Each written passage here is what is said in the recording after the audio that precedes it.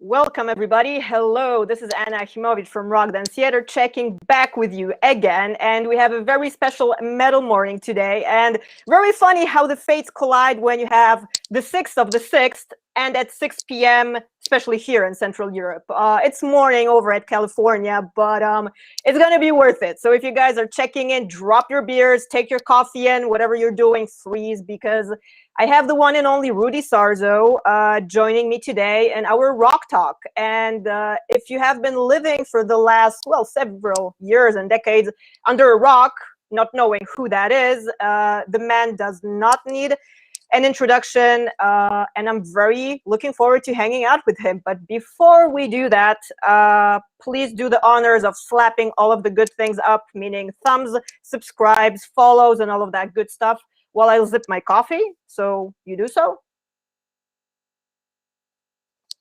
And perfect. We are ready. So without further ado, guys, I would love to introduce and invite over to my studio, Rudy Sarzo himself. Hi. Welcome. That's gonna be my middle name from now on. Rudy Sarzo himself. Rudy himself Sarzo. Yeah. Yeah, cannot be any other way, right? There is only one of you, thank God, and let's keep it at that. I gotta tell you, I have my own radio show, and I know. Yeah, I'm a follower. Thank you. And I do a lot of podcasts, but I gotta tell you, you're the most natural host I've come across. Oh, really? You were born to do this. I take that as a compliment. You know what? Well, it is. Here's the thing. I love to talk, and I'm passionate about what I talk about. So it's just like, oh my God, people cannot shut me up. That's kind of the problem. But thank you for that. Yeah. Have you been doing this long? You know what? The talking part kind of all my life, because figuring the show, out the show, I actually started, funny that you ask, 6 years ago as a kind of documentary of artists' life and people's life that I work with. Being a stage performer as a kid, I figured it would be awesome to capture people's stories and hangouts and just stuff that is kind of, worthwhile while we're gone. That can be kind of the next torch for the new generation. I actually picked it up in quarantine. So funny enough how that kind of is a influence moment in history. But that was last year, and it was running under the name of live stream series, just kind of a meets of all arts, not only rock, but fashion designers, journalists, all cool people. And this year I bumped it up. It developed into a Bandcamp platform. And it's called just simply Let's Rock Live with Anna. And that's what it is. Rockcast podcast. As it should be. Yeah, the same for me. We are the first generation, or, this era that we're living through, that multi-generations can actually document their perception of the truth. Right? That's funny that you say perception, because it's all kind of illusion, right? Smoke and mirrors, because it's virtual. I mean, normally if it would be hanging out somewhere backstage or at a festival, like we just spoke a couple of minutes ago backstage in the green room, it would be completely different. It would be two people exchanging handshakes, fist bumps, if you will. It's a different dynamic, and nothing beats that. And when you say reality perception, that's a fun set of words that I always observed recently as well.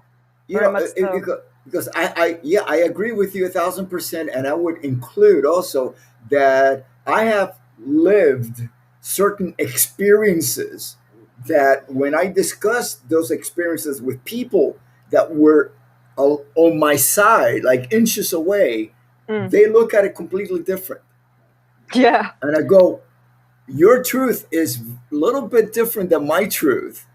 And I can do two things. I can just reject it, their truth, their perception, or embrace it, accept it. It's okay. You have your perception, I have mine. Because if I do not validate that perception, they will not validate mine. So very true. You know what I mean? And I'm talking about things that we were all there for and live with it. And it's completely different. And this, and I mean perception just because of that, and it's something that I think humanity has been experiencing from the very beginning. How people see things. It's like, let's say a situation. There's a need to create something, right? One person's perception is, let's say, Elon Musk. I don't know the guy, but I do know that his perception is, you know what? I'm going to invent an electric car. Other people's perception were going, it's never going to happen. You're never Yeah, going to he do must be it. crazy, right? Like, Yeah, what you is must he be talking crazy. about? And his perception, and he might be in the same room pitching this idea to all these other executives, and they go, "Nah, I'm not going to put my money into your company." And the guy next to him says, "Wait a minute, I think that's a great idea," And so you build, so there's in the world people in the same room, successful people, just with different perception of what their own reality is all about. Mm. Well, I mean, since we're taking already a deep dive, and I love this because this is unscripted, unplanned. It's a rock dance theater show, full on. Let's go for it. You know what? We're Like, down the rabbit hole right here. totally, Just like Alice in Wonderland. Bring it on. that's right. It's funny because kind of what you just mentioned also defines what I at least understand, and me, of course, being a little bit younger generation, being bored on the verge between non-virtual reality, not existent. I mean, my parents were digitalizing this world. I remember pencils and pens and all of that, playing in dirt and just busting my knees. So all of that pre-digital era, but at the same time. Let's see what we got here. This is my cup. Kids, if you remember, like these kind of tools, they're handy. They work. It's for me. It's at the same time perception for someone that is a visionary. At the same time, that kind of distinguishes people that have this idea, as you said, have this craziness and this kind of outspoken presence about them. That, hey, light bulb, I'm going to do this and that with my life, or give birth to a project, car, guitar, I don't know, stage show, you name it. And years later, all of a sudden, they are the geniuses, maybe no longer with us, but it's kind of in the sense of our profession, and by profession I mean industry. It is, of course, about perception because you have the creator and the audience, the responders. But if we come back again to kind of having that communication and perception of life in itself in general, that is very interesting to observe how far we've come in the sense of development, but also, well, how much it kind of decreased and closed us in boxes and categories. And, well, I don't even have a description on that, because I think we're literally making it as we go right now, especially in the pandemic, which I would be remiss if to kind of leave out. I wanted to ask you, Rudy, how was the last 2020 year for you? Just real quick, like, were you literally mid-tour when stuff were shutting down? Were you recording? Where were you at? I love that line, making it as we go along, because that's how we create greatness. Not because we keep repeating what Repetition we just is boring. did. No, it's not boring, and not only boring, not only boring. Yes, it is boring. Well, we spend as musicians, if we're fortunate enough to be a professional creator, which means a recording artist, being in a band, being a studio musician, whatever, you're professional and you're creating. You're creating, and it's being captured in some sort of media, from recording, from like the grooves on a cylinder 100 years ago to the vinyl, and now it's live streaming or whatever, right? And then if we decide to be touring musicians, performers, live performers, then we mostly recreate. And as somebody who has been a creator and a recreator, as a recreator, I always find that element of truth. Truth is, to me, is being in the moment, because I'm not going to give you a fake performance that I just trying to dial it in. No, this is my truth. I'm performing for you. I'm here, you're witnessing this. most likely my goal is to make you resonate with my recreation, which is actually a creation of a recreation, right? It's Because I'm both. not That's gonna, awesome, right? you know, It's because never one. no, it's never. I mean, you're a performer. You're always looking for that something new because you're resonating with an audience. Not every audience has the same frequency. That's And what true. you're and they come to resonate with whatever frequency they trust that you're going to deliver that night. Look at how many human factors come into just like one performance, whether it be as a dancer or as a musician, you know, because what we're doing is, and you have guitars in your room. I got guitars in my I room. do. Yeah, these are like, And the bass right next to you me. I know, was playing a bit right before we went on. yeah, these are our own rabbit holes as creators. Because when I grab a bass, this is my favorite thing. It's an open canvas. It's like a starship, you know, like the Enterprise, where Captain Kirk will go, oh, just go that way. Yeah, yeah, You yeah. know, you're right here in the middle of space. You could go any point, and it's going to be a whole different experience. Just like we're having this experience, right? Well, that's I also guess perspective, right? It's kind of, I look at my perception. monitor and you're Yes, right next to me, yet we know yes, that digitally in the room, it's like kind of face to face, or at least it should be. So again, yes. interpretation, right? We're Pretty awesome. experiencing we're experiencing quantum entanglement, Mm, the string theory. Now yeah. you take photons. We're all made out of the same particles.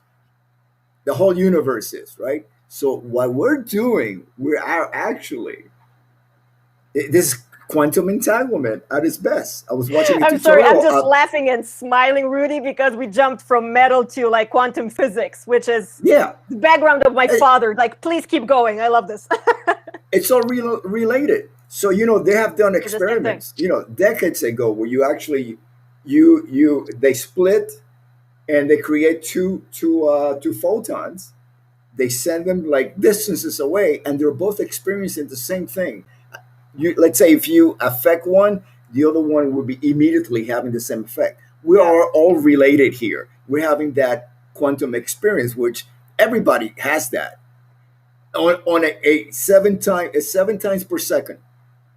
We go into the To be quantum field. exact, Yeah. kids. Well, Yeah. it's been measured. I'm just going by the measurements, just like Einstein measured stuff 100 years ago. You know, with light. The theory Yeah, of yeah, yeah, yeah. relativity according to Yeah. light. The speed of light. Right now, they've gone beyond that. They have measurements that go beyond the speed of light nowadays. With quantum mechanics, and 100 years from now, there will be more measurements because Sure. I mean, every foundation and premise that we know now in our brain that we use in 10% of capacity maximum, some people 12 to 13, according to scientists, but it's still not enough. And of course, what we will know in 100 years, looking back on the data now, it's going to be number one, we will laugh at it. Number two, it might be completely different and more complicated than we could ever grasp. And very funny that you actually mentioned Einstein. Literally this morning with my coffee, I saw one of these funny memes, right? Einstein speeding, and of course, police, they get him at the crossing and they ask him, "Sir, do you realize how fast you were going?" And of course, his response is, "Well, speed and time is relative, officer." So, like, there you have it. It's just like, yeah, forget it. It's all in your head. You just yeah, think you don't. yeah. It's interesting that you mentioned, the capacity of the brain. We have like different brains. I haven't memorized, but there's like, the frontal lobe, and then the hippocampus, and Yeah, yeah, there's all this stuff, right? Okay, but to me, what really fascinates me is the pineal gland, yeah. which is also referred as the third eye, which is Yeah. basically our gateway into the quantum field, and that's where everything is. Okay, imagine if let's say you have an iPad and it has a certain capacity. Let's say mine has 164 gigs, Mine right? is dead. It died after 10 years. It's lying over there. It's a good paperweight, you know. But okay, so this is your brain, right? Okay, now this is a capacity. Now there's a pineal gland inside your brain, in part of the brain. Like, I don't know if you ever seen the Yeah. Egyptian drawings. It's right here. It's right Yeah, here. I'm The looking for eye. an anatomical model, but I don't. Yeah. So yeah, Yeah, it's tiny. it's right there. Yeah, I mean, ancient civilizations who are probably smarter than we are, more advanced, because they accomplished so many things without the help of technology as we know it. They knew about the pineal gland and all that. So anyways, that is it. That's kind of like your connector to the internet, where all information The web. lies. Right, Yeah. the web. Right now, this is your brain. It has a capacity. This is what it has. The pineal gland, gateway, internet. It's like Wi-Fi or Ethernet, whatever It's you like want to the call it, eternal plug. It's like it opens everything all of a sudden. into like into the mind or the consciousness that Yeah. we're all part of, And the collective of consciousness as the, well. the creator. With yeah. The creator, right? We all have that consciousness of we are part of the creator's consciousness. This is where we come from, and everything that that exists in that field. Uh, Alternate realities exist in that field. So speaking of Rudy, sorry to interrupt. Following that rabbit hole, what is your attitude and your perception basically of what is material, what is real, and what is so esoterical like music? Because, for example, me being a stage performer where my body is my main instrument, and then of course you have fashion gizmos, gadgets, basses, percussion, all of that. But let's say even music, something that you cannot touch, you cannot grasp, yet it does things to you on such a subcutaneous level and all of that. I mean, don't you find that amazing in itself? How that has been in history for so long, before time as well, right?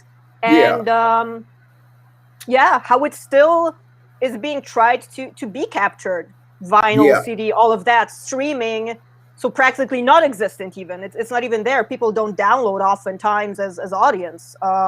You're probably familiar. It's just, what's your attitude towards that? Yeah, my goal right now with music, besides being an entertainer and all that, but specifically to study, and I do it at home privately, study the quantum qualities of music, which are, I mean, there's like different aspects of it. Quantum qualities as far as, let's say, Alzheimer's patients, when they're lost Parkinson's in their as well. Parkinson's, they start hearing a song that sparks a connection with them, and they take them to that memory. Songs are memory capsules, little keys, to open up certain doors of your memory of it, and then it recreates that certain perception. It reels them back in to this reality, to this plane, and also there's so many quantum qualities about it. But I just want to get into the foundation of what music is, or any art form that deals with waves. A painting. We see the colors are waves. They have frequencies. Frequencies, exactly. So we're looking at waves coming at us that create particles. We got waves and particles. What's interesting about the waves is that they always exist. We're not really creating things. We're just picking things. It's like going to the supermarket and you want a box of cereal. You go to a supermarket. Transmitters more than anything else. Yeah, but as a physical entity, but the experience of turning waves into mass, into particles, is by actually acknowledging that they are there. Like that Mm. guitar that's right behind you existed before you went to the store and became aware that there it is, right? Oh, and then you connected with it, you bought it, you took it home. Now it's part of your reality. You know, it's so funny. This is the story of my life, and probably oftentimes could be yours as well, because so many stories, so many situations and meetings, and even guitars or stuff that I bought or purchased were calling to me.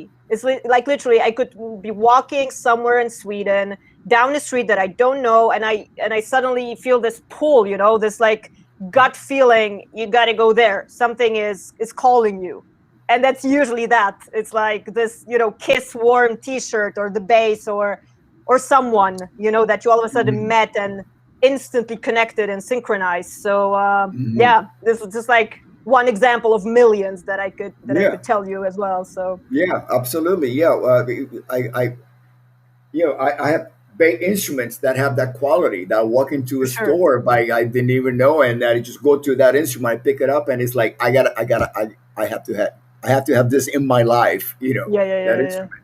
You know, Pretty but pretty amazing when you think about it, right? It's oh, just like absolutely, you're not absolutely. decisive of Yeah. anything. It's already there, pre-printed, Yes. pre-created. Yeah. It's just Yeah. kind of waiting for the synchronicity moment, right? So that it Absolutely. locks in. Yeah. Absolutely. So let's say a guitar works on strings that you're creating frequencies and vibrations. It's a beautiful example of Mm. quantum mechanics that you have, and you look at it. Now, if you look at the instrument, it's not going to play. You have acknowledged it exists. You can even Unless own you it. kick it. You can give that instrument to your neighbor next door that is not a musician, and is going to look at it and say, "Oh, thank you, I thank you for the gift." Now that person has to go and learn how to play it, how to Mm. create frequencies, the right spots on the neck, on any instrument, even on the keyboard, your body. So what you're doing now, the neighbor has to make a commitment. I'm going to create frequencies now, and there's certain music theory. It's a theory because there's no they you learn music theory, so you learn the rules so you can break the rules, so you can, Mm.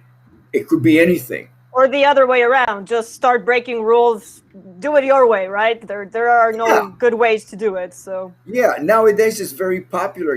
Some of the biggest hit makers today compose with uh, very small musical education, because the mm. software is being sold as you don't have to know theory. And I see this on YouTube Exactly. all the time advertised. You don't have to know music theory to make music. And what they do, which is like all musicians do, they hear a set of chords, a progression, and they're moved by it, and they Mm. go, yes, I love this, I love what I'm creating here. They might not know under the hood what harmonically it's, why are they being moved and affected in such a way, but it doesn't matter, because at the end of the day they're creating something that the audience is going to relate to, because they're going to vibrate at the same frequency that they feel good about it. If it you know feels right and it sounds right, as you yeah, say, even not exactly. knowing the theory, I mean, you can kind of follow that you're on the right track. I mean, Yeah, yeah, something might be off tuning, something might not be, well, in theory, kind of, what's the yeah, word? The legal chord, right? Like, as yeah, we know in rock and metal, legal and illegal notes and all of that. But yeah, as you say, I mean, if it's yeah, kind of on a general idea, on the vibe, the rest is gonna kind of be, yeah, smoothen out yeah. by the engineer or whoever is producing the album. But Yeah, yeah, and yeah, can I add something to that? of Okay, course, yeah, so I mean, to me is like, if I listen to the radio, and of course, there's certain people that can say, well, the music today sucks. I got to tell you, there were certain songs when I was growing up in the '60s on the radio that really sucked, yeah. I because can imagine. because the same radio that played me "I Am the Walrus" by the Beatles, of course, played Oh me yeah, yeah, yeah, yeah, yeah. that same radio that I own play me yummy, yummy, yummy. I got love in my tummy. Yummy, yummy, yummy. I got love in my tummy. It's And if it's a like, mac and cheese commercial, then it works. yeah, But as a and hit it's song, eh, yeah. I don't want to hear that. I want to keep hearing more quality music that the Beatles were making at that time. It's always bad music in every era. You know, so okay.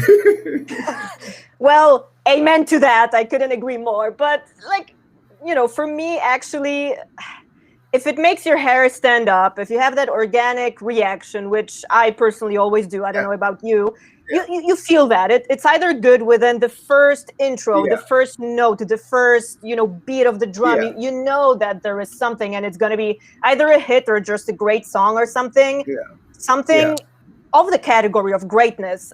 yeah, yeah. And again, Miles Davis. Just I always quote him. There's Yeah, good and bad music. Period. yes. Everything else is it's taste. I mean, yeah. I mean, I have a huge collection of Miles Davis. I got bootlegs. I have a bunch of live recordings that are surfacing now. Yeah. Through the internet and things like that. And Miles has got an identity that I just hear one note. Yeah, it's Miles. Or like the other day, I was listening to the radio and I go, "Wow, this must be a new master of a unreleased track by Miles Davis." Because once in a Mm, while they pop up, and it happened yeah. to be a guy that sounded like Miles. Oh, really? Kind He of like captured the Stevie Ray. tune. It's kind of like Stevie Ray Vaughan doing like a Hendrix song. It's kind Mm, of like the recording is modern and there's certain tonal qualities to it that are a bit different, but it's capturing that spirit. and yeah. and, and Totally. I got to tell you about, again, talking about the difference between creators who are not very savvy with music theory, and then creators who are like they have academia background. Mm. you Oh, know I eh, love this discussion. Yeah. yeah, but what happens is with those musicians that have academia, a lot of them lean very early towards the opportunities of working in the studio musicians who are actually handed sheet music. And Mm, it's like, okay, play this, and wow, you're great. I'm going to hire you to play somebody else's idea of what you should be playing, you know and they fall into that, which is great to have, but I rather be a musician. And even though I am self-taught, and mhm. yes, I don't have a degree in music or anything like that, but I understand the mechanics of music, the I harmonic. think you've done pretty well without it. I got to tell you, with years and years of your career, you made it Yeah, work. but You made it work. it, again, that's an interesting thought. I mean, I spent years where I'm playing other people's creations, and I'm recreating them, and Yeah. with two things in mind. I hope to do justice to the legacy of what was there before, but also I want to put my own whatever stamp of it. My own truth. It's Mm, it's like a script. Different actors reading a script, they're going to have their own tempo, feel to what they're how they're playing the role, on that script. But to me, the most important thing is creation, mm. because this is what is the one of God's, of our creators, many gifts to humanity: free will and godlike And creativity. creativity. Yeah, Yeah.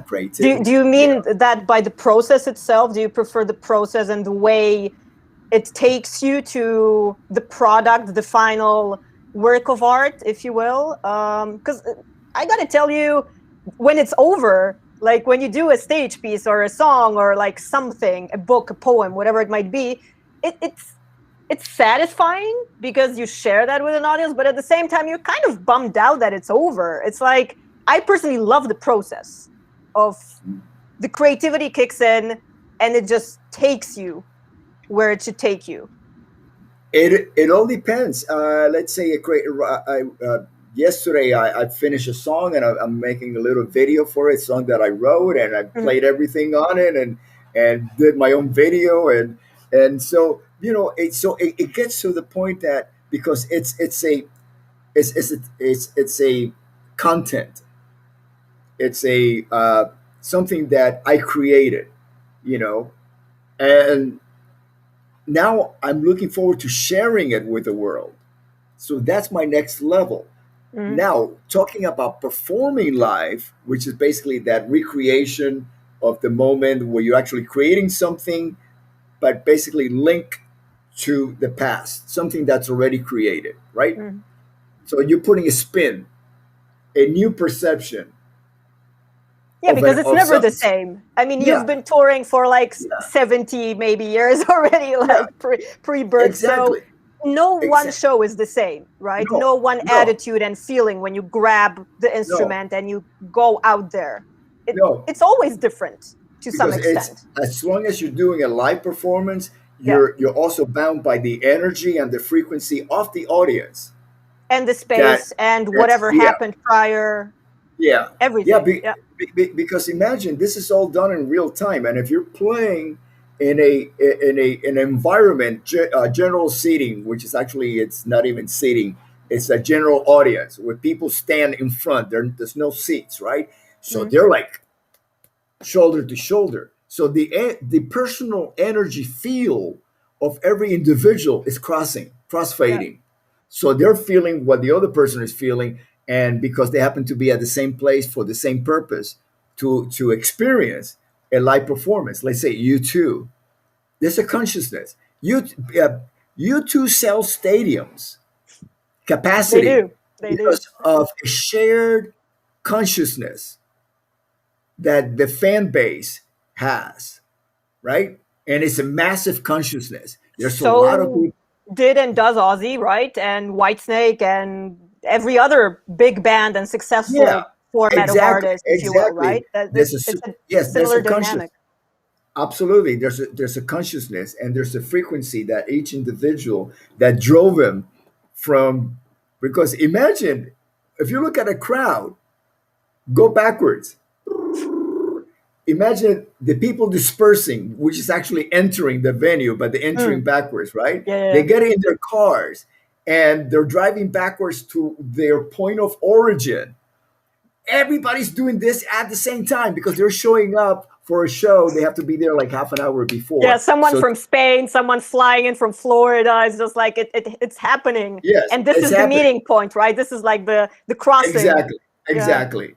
It's one consciousness. Everybody's thinking the same thing with the same goal in mind. By eight Everybody thinks o'clock, I'm gonna meet Rudy Sarzo tonight. This is gonna happen. wow. Well, if you kind of scrape it from details from the big story and you focus Yeah, on one single element or entity, if you will, yeah, it's kind of like that, and it's pretty yeah. fascinating on one side, and it's pretty freaking scary at another. Have you had one of those experiences, like entering a venue, not even a room, not a recording, not a meeting, but especially place to do a show at any point in time, and you felt that kind of wall of I don't know about this. I'm gonna break a foot tonight, or something like that.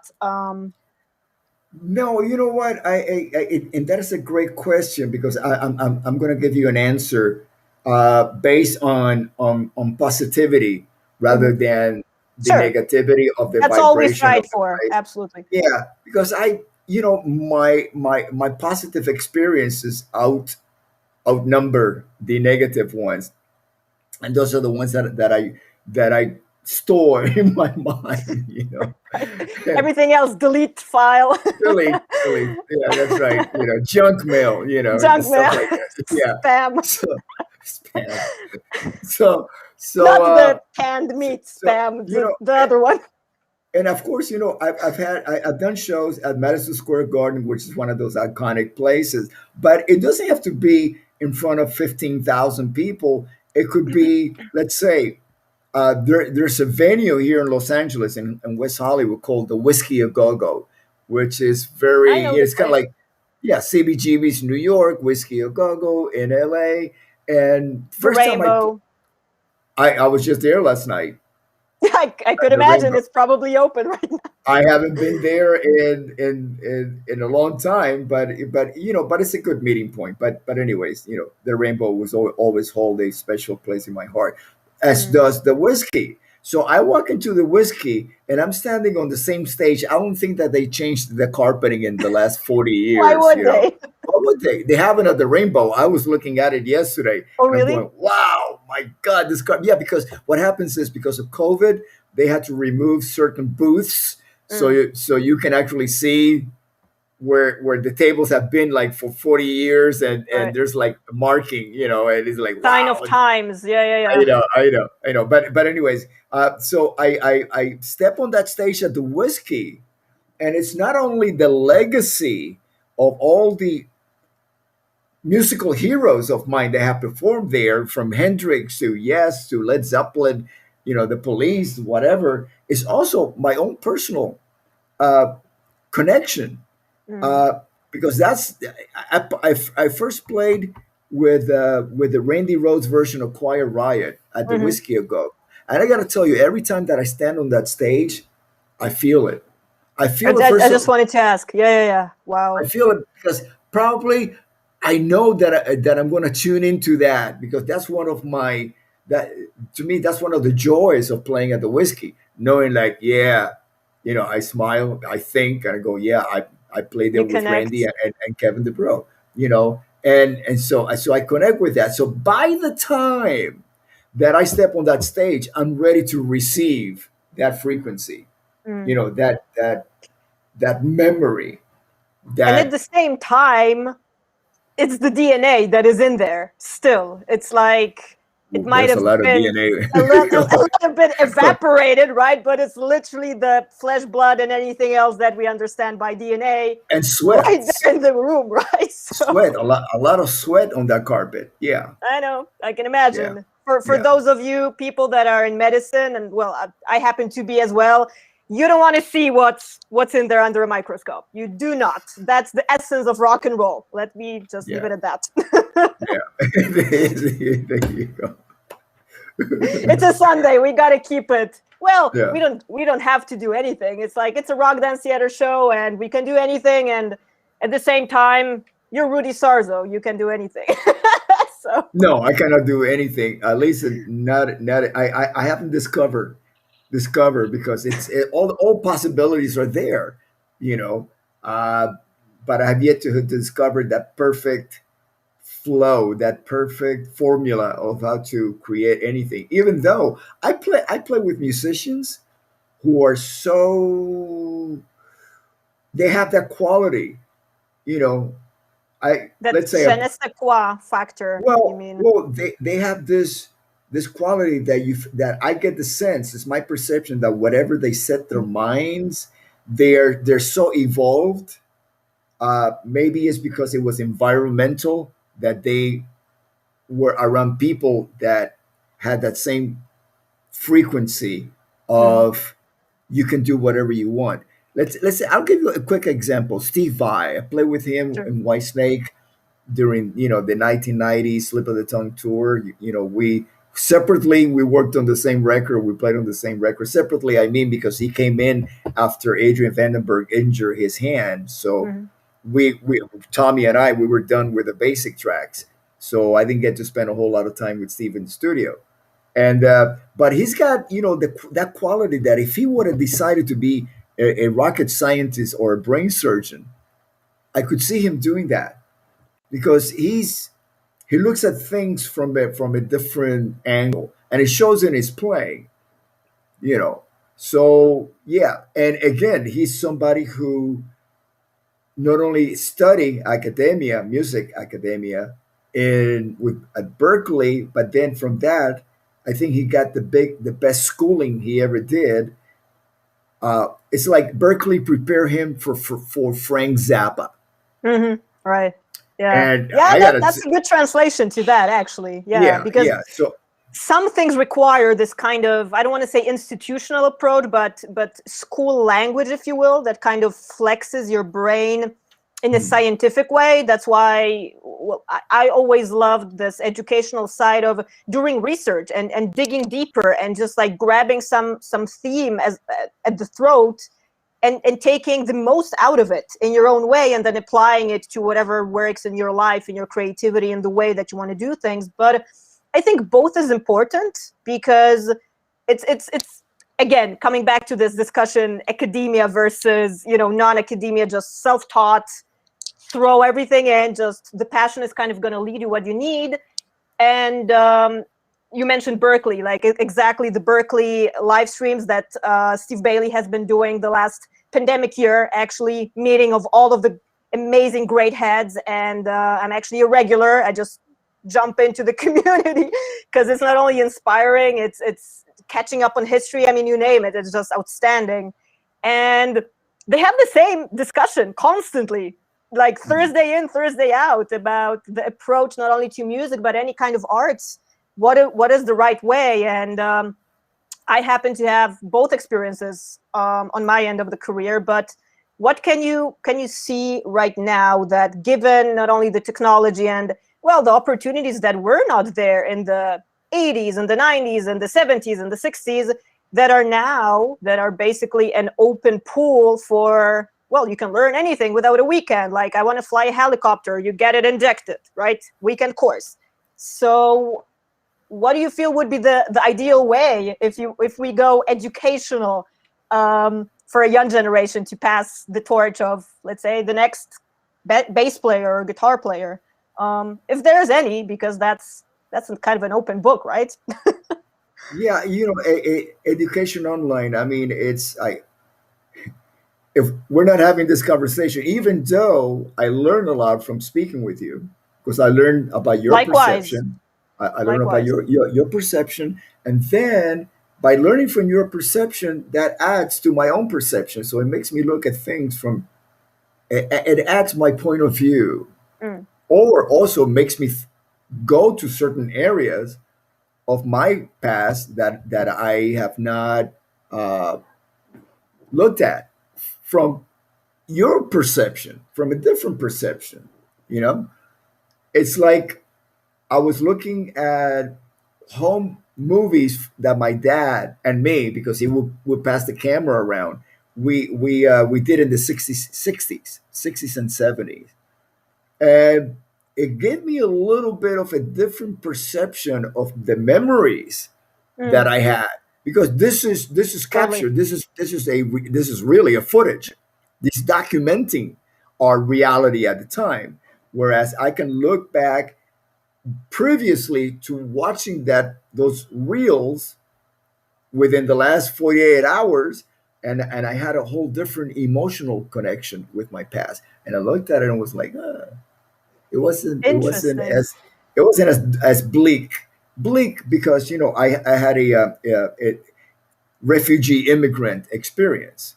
I know, which is as a child, which is very in the middle, right? It's a big jump. It's a big jump. Were you like 10 back then, if I remember correctly? I was 10. Yeah. I was 10, almost 11, which meant that all I knew was this identity of being, Cuban, which is, that's my native country. And then all of a sudden, I'm in a different country, different language. That was the biggest obstacle for me, the language, and then going to school without understanding what they were teaching me. So fortunately, my mom, my last year in school in Cuba was 5th grade. So my mom put me back in the 5th grade because she felt, and she was really, really smart about this. She felt, well, he's going to learn the same thing that he knows in Spanish, and he's going to be able to relate and translate. Oh, they're teaching me this. I already know this, but in Spanish it means this, and in English it means this other thing. So I was able to make connections, grammar connections, Spanish being, part of the Latin languages and Romance languages, and Anglo is completely different. I spent time in Russia touring, and I didn't understand anything on TV. But one day I came across this class in Russian and Spanish, and I thought, oh, great, Lord. I'm going to be able to connect what words. A combo. Yeah, it's Spanish to Russian. I go, perfect. I'm going to watch and learn. And I'm listening to them going, La escuela. And then something in Russian. I'm going like, there's no connection. I can't even reference one and the other. So, So yeah. Yeah, but 10 mentally, it's a different place, because that's the funny moment. Well, especially for young men and for boys, where you're still a kid, but you're starting to be a teenager, like the rebellion moment kind of kicks in. It's funny because I was actually raised in California. I was originally born in Poland, but when I was 4, my parents took me over to the States. So initially, English is my very first language. I mean, Oh, I wow. dream in English. It's my Yeah. first language of expression for writing and talking and whatever. I learned Spanish in Austria, which is a funny twist, actually. And that's the part where I could tell you a lot about what I learned about Cuba and how salsa cubana is a ridiculous, crazy, fast kind of style that was there for a season of my life, which was pretty rocking. But You're freaking me out now. why? Is that a good or a bad thing to Because freak no, Rudy but Sarzo out? yeah, because I mean, talking about wow, you know, because we just met right here, Very true. so, Yes. so first, you start talking and go, oh wow, her English is great, it's better than mine, I thought, it's like, right, okay. So then I learned, wait a minute, you were actually educated in the United States, and because you live in California, you speak Spanish and are familiar with my culture, and I'm going like, wow, you're Well, freaking me out not to the now. extent that I could, write a book or whatever. I would learn way more from you, I'm sure. But yeah, on No, that but level, LA, San Diego, we're kind of neighbors from a different yeah, generation. So yeah, but you have an educated perception. You lived it, you experienced it. hmm. Well, I can Which, only talk from experience, yeah, and that's kind of what I yes. learned in the Mm. 34 years that I am on the planet, because I was actually born in '87, the awesome year for rock and roll and metal. It was a pretty awesome. Can't I complain know, about it. right? You know what? You know what's funny, because this rock dance theater that is right now the production TV to Mm. host you, and it's absolutely fantastic of you to join. Thank you again. It's funny because 5 years ago when I started rock dance theater, I had this kind of flashback of I probably died early, like I overdosed as a rocker somewhere back in the day, and now I'm kind of back, kind of finding and Mm. redefining myself, because Mm. for the past 20 years, starting my career at age 11, which is 11, 12, which is pretty early to, create a monogram and a piece on stage, not really knowing much about life or anything. It's just like, yeah, I'm going to do that. So, and that's how it started. But now when I look back and it all kind of unwinds, which also brought us into the discussion of places and people kind of calling you and right timing, right place to make it happen, it's just like, oh my God, story of my life. There has to be a second bottom end to that, or like a third and fourth. So it's pretty funny. I love it. I Um, love it. I love it. yeah. So Speaking of, yeah. yeah, go ahead. So I mean, No, no, I please. love I love learning about you because it gives me an experience. I can understand you not based on an opinion of somebody, but I can understand you based on your own experiences that you're sharing with me. Mm. Well, same thing. I mean, we met because of the pandemic, which is pretty rocking. I mean, probably in a different universe when everybody's out running behind their kind of schedules and agenda, things like that might not be possible. So, of course, not applying an opinion or an agenda of any sorts, because when I hit you up for this talk, I just really wanted to meet you. I thought like, hey, this guy is someone that I really want to hang out with, talk to, learn about kind of what made him who he is, but at the same time, kind of on a human level, and one of the questions that I wanted to ask you, like, what makes it kind of be yourself, still as open, as humble as an artist, as a creator, as a teacher to many people,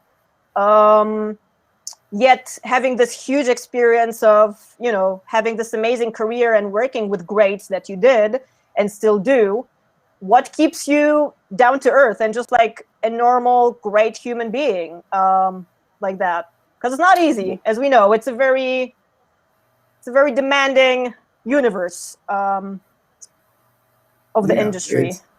I think you just answered the question right there.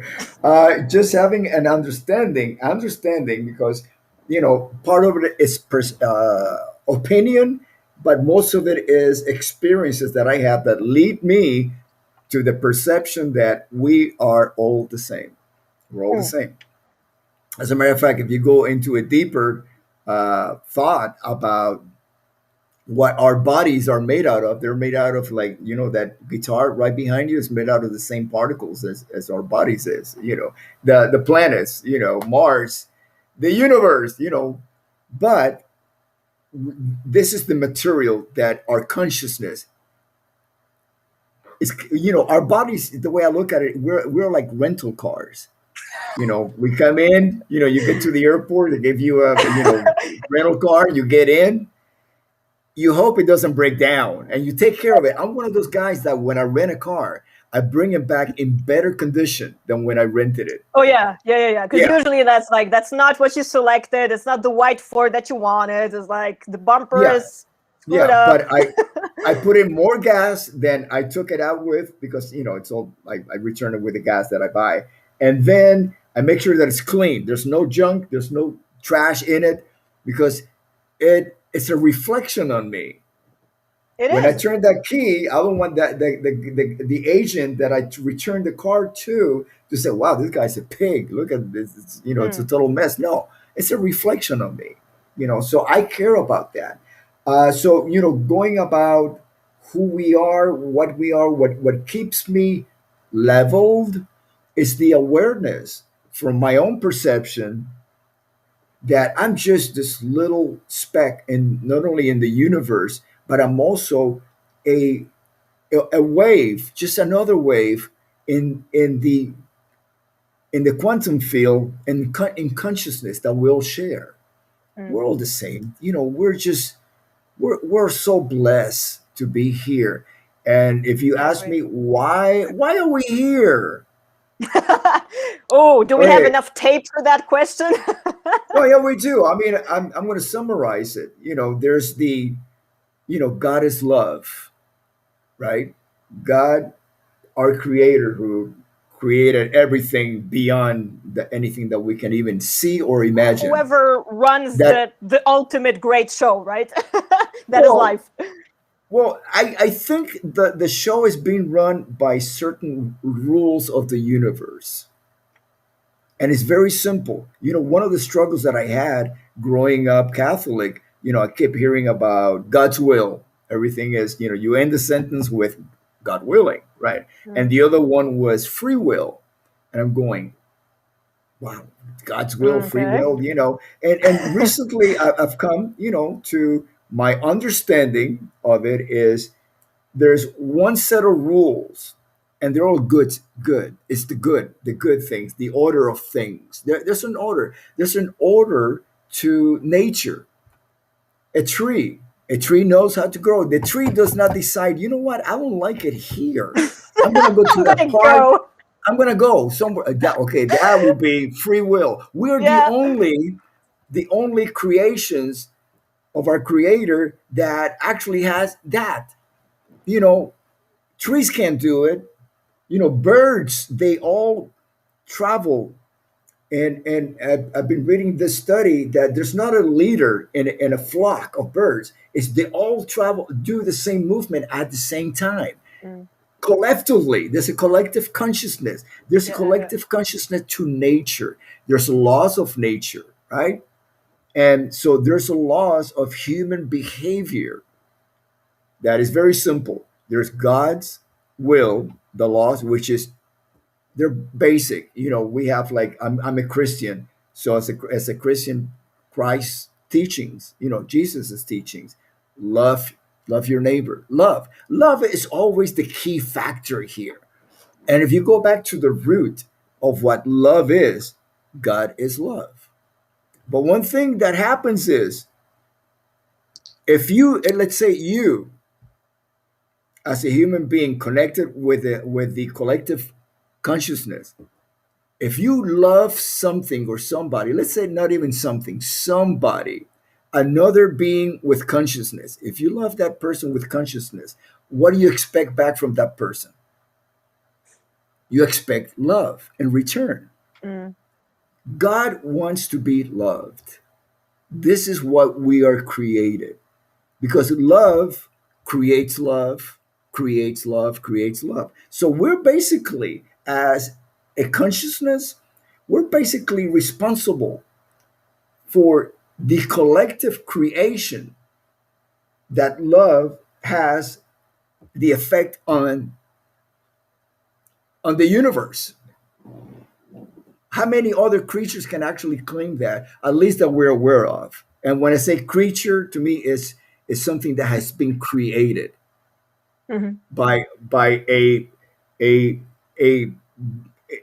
a consciousness bigger than our own, the collective consciousness, the collective consciousness, you know. And so that to me is, and that's what I try to accomplish every day. You know, teach myself to become a better, more loving human being. And now that they have been studies that found that the heart has a brain and is connected to your Mhm. brain, the heart thinks. It's now it's not a muscle, considered a muscle anymore. It's an Mm. organ. It's an Yeah. organ of your body, right? And so now is your heart is it's connected to the neural system that you have, into the brain, into the pineal gland, and it's all there. You actually you know, the heart knows And the before the gut brain knows as knows. well. Yeah, The well, gut yeah, it's also all, is a system yeah, exactly, in yeah. itself, right? Yeah, Yeah. exactly. So it's these are the things that and then I'm finding what connection do I have through my art of choice that I devote now more time in my life to it than anything else, which is music. What connection does music have to that love? I only listen to certain types of music now. Mhm. Not they just because it has passion, and it might be like this, like metal. Metal is very passionate, but I metal totally agree. can also be very, very positive. You know, I do not listen to or watch horror movies anymore. Mhm. I don't, because I don't want to Because secrete of the frequency, kind of, that is the not frequency. the Exactly, I one with don't want to be yours. in tune to that, because Okay. you know, again, studies that people go to watch horror movies because they get addicted to that rush that they get from being frightened.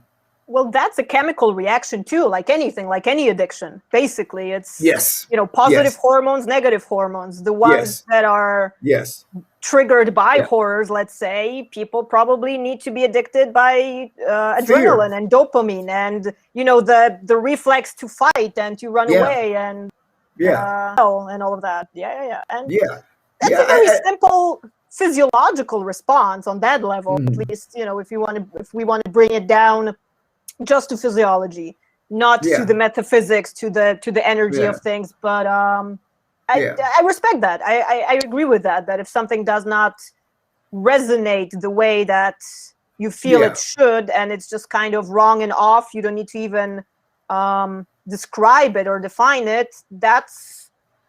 That's probably true, and the truth for you, for example, doesn't have to be for everybody else, but it is Here's to you. my So here's my perception, and I'm going to give you two. I'm going to bullet points. Okay, one of them is is if you're living in survival mode, as a with having a survival mode, which is could be running away from what you're afraid of and surviving that. Let's say you're in the jungle and a tiger is chasing you. You fist are in, close. yeah, you are in survival mode. And what happens is you will do anything to survive that experience, which means that I personally would not trust anybody who is willing to do anything to stay alive Mm, in that state. I'm not saying that I will not trust that person ever. I'm saying I will not trust that person in that moment. in that state. Yeah. I'm not going to trust you in that state, because you'll do anything to survive this, which means Mm, that You might cause me harm some way or to my family in order for your survival. Doesn't mean that that makes you a bad person. That means that you're in that state at this moment.